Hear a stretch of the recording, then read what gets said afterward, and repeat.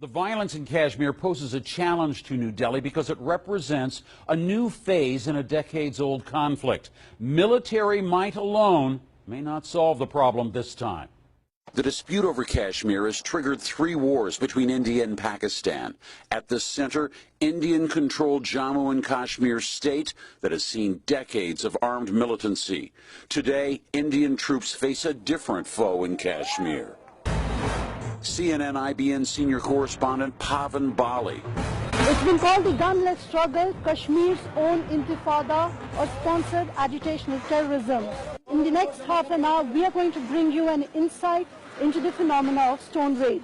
This report was an in-depth look at the people who have changed the face of the Kashmir conflict. In 1989, when it started, this was an armed resistance.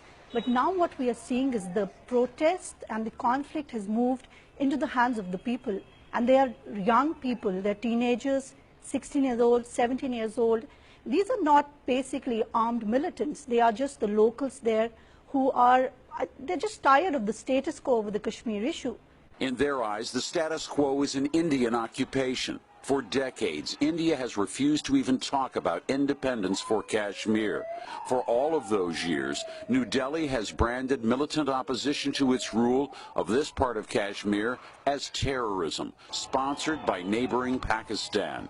Today, Kashmir's intifada challenges that description.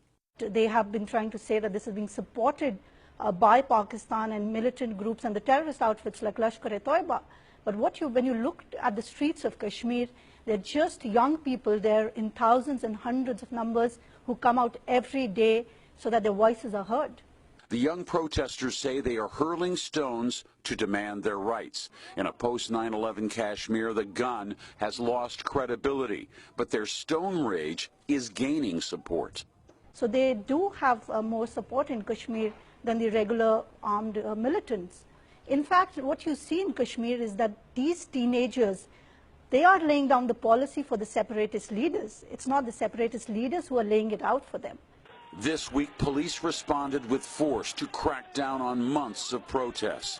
After 10 people, most of them teenage stone throwers, were shot dead, thousands more people took to the streets in defiance of the curfews. Public buildings and the homes of local officials were torched. Crowds chased down police and took their weapons. Other police resigned, saying they refused to fire on unarmed protesters.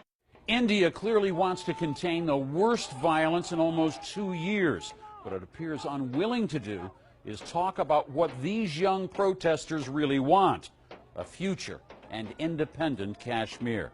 I'm Jim Clancy, and you've been briefed.